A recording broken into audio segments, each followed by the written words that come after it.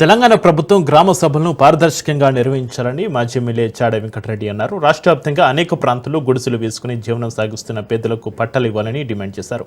దారిద్ర్య రేఖకు దిగులో ఉన్న పేద ప్రజలను ప్రభుత్వం ఆదుకోవాలని చాడ వెంకటరెడ్డి ఈ సందర్భంగా డిమాండ్ చేశారు.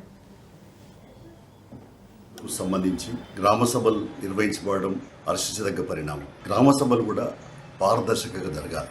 సంక్షేమ పథకాలు దారిద్ర్యకు దిగు ఉన్నటువంటి బడుగు బలహీన వర్గాలకి, పేద వర్గాలకి ఇళ్ల స్థలాలు, ఇండ్లు, రేషన్ కార్డు, ఇంకా పెన్షన్లు ఇలాంటి వాటికి సంబంధించి ఇందులో కూడా గ్రామ సభల్లో కొంత ఈ రాజకీయ నీలీడలు అక్కడక్కడ చర్చనీయాంశంగా మారడం అనేది దురదృష్టకరం. అధికార పార్టీ వాళ్ళు తమ వాళ్ళకే పథకాలు అందాలనేటువంటి ఆశించడం కరెక్ట్ కాదు. సంక్షేమ పథకాలు అనేటివి మొట్టమొదట పేదరికంతో అల్లాడేటువంటి నిరుపేదలకి, అసలు ఇల్లే లేని వాళ్ళకు, స్థలమే లేని వాళ్ళకు, అలాంటి వాళ్ళకు ఫస్ట్ ప్రయారిటీ ఇవ్వాలి. కానీ గత ప్రభుత్వ కాలంలో జరిగినట్టు కార్యకర్తలకే ఇండ్లు, కార్యకర్తలకే సంక్షేమ పథకాలు, కార్యకర్తతో గెలిచినాం కాబట్టి కార్యకర్తతోటే మేము చేసుకుంటామంటే ఇది ప్రభుత్వ సొమ్ము.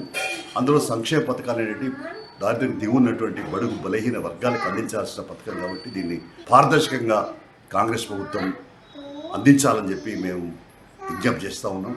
చాలా చోట్ల గ్రామ సభల్లో కూడా మా ప్రభుత్వం అనేటువంటి ఆలోచనతో అక్కడక్కడ ఘర్షణలు జరుగుతున్నట్టు తెలుస్తూ ఉంది.